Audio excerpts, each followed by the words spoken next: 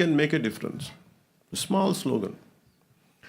Karl Marx ఎక్కడో జర్మనీలో కూర్చొని మొత్తం ప్రపంచ కార్మికులారా ఏకం కండి అని కూర్చుంటే ప్రపంచం ఏకమైపోయింది. It all depends on what kind of slogan.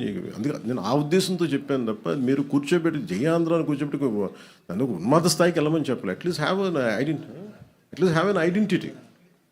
An identity, some kind of identity which is good for the state. అందుకని భారతీయత ఎక్కడ కోల్పోమని చెప్పలా. కానీ దీన్ని సబ్ రీజనలిజంకి తీసుకెళ్తే ఇంకా విడిపోవడానికి ఏమి లేవు. అన్ని రకాలుగా విడిపోయాం ఇంక అందరం. ఇంకెక్కడ కలపడానికి ఉన్నాయి తప్ప ఇంక విడిపోవడానికి ఏం లేవు. అన్ని రకాలు ఇప్పుడు ఈ కమిటీ తాలూకు ముఖ్య ఉద్దేశం ఏంటంటే మేము కలపడానికి ఉన్నాం, విడగొట్టడానికి లేవని చెప్పడానికి. Thank you sir. జై హింద్. అమర్జీ పొట్టి శ్రీరాములకి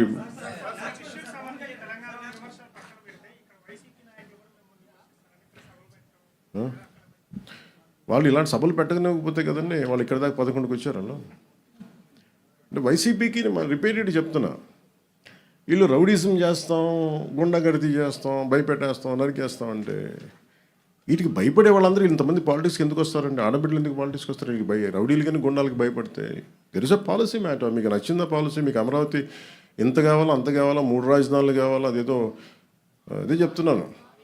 అదేదో నచ్చరాగా ఉంటుంది పేరెంటాను.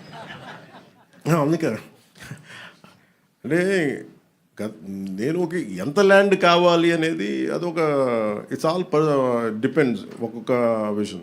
సో ఫైనల్లీ 2014లో ఒక డెసిషన్ తీసుకున్నారు. 30,000 ఎకరాలు 33,000 ఎకరాలతో క్యాపిటల్ చేద్దామని చేశారు.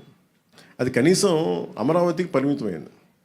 కానీ నాకు తెలిసి ఎన్ని కిలోమీటర్లు సార్? ఒక హౌ మెనీ కిలోమీటర్లు? ఓకే, ఒక అమరావతి వరకు తీసుకుని 33,000 ఎకరాలు అనుకుంది. ఇప్పుడు ఆయన గత ముఖ్యమంత్రి వాళ్ళనే మాట్లాడి కూర్చోబెట్టి మచిలీపట్నం అంట, విజయవాడ అంట, గుంటూరు అంట, వాళ్ళు ఇంకా పెంచేశారు. 3 రాజధానులు అయిపోయినాయి. ఇప్పుడు మొత్తం 3 జిల్లాలతో కలిపి రాజధాని కావాలంటే ఇప్పుడు వాళ్ళకి అది వచ్చింది. నేను అలా చూస్తున్నాను దాన్ని. అంటే మొత్తం మళ్ళీ రియల్ ఎస్టేట్లు అమ్ముకోవచ్చు, ఇంకోటి చేయొచ్చు. ఎప్పుడు సాగుద్ది? చాలామంది చచ్చిపోతారు ఇవన్నీ ఈ లోపు. చాలామంది పోతారు. ఎందుకంటే అంతకాలం ఒక రాజధాని నిర్మాణం కానీ ఇవన్నీ కూర్చోవాలంటే రూమ్ ఒక రాత్రి నిర్మింపబడలేదు కదా. హైదరాబాద్ రాత్రి నిర్మింపబడిందా?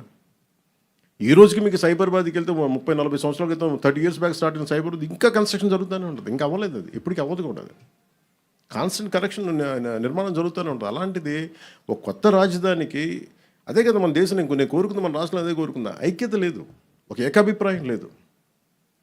ఇది నాకు ఒక అభిప్రాయం ఉంటుంది. ఇంత రాజధాని ఏ సైజులో ఉండాలి నాకు ఒక అభిప్రాయం. కాబట్టి ఇంక అందరం కలిసి ఒక నిర్ణయం తీసుకున్నారు కదా. తీసుకున్నప్పుడు ఇంక దాన్ని ముందుకు తీసుకెళ్ళాలి, దానికి ఒక ఆచరణలో పెట్టాలనుకుంటాం తప్ప ఇంక దాన్ని ఇంకా కన్ఫ్యూజన్ తీసుకొచ్చి ఇంకా దాన్ని చండాలం చేసి ఇది కొంచెం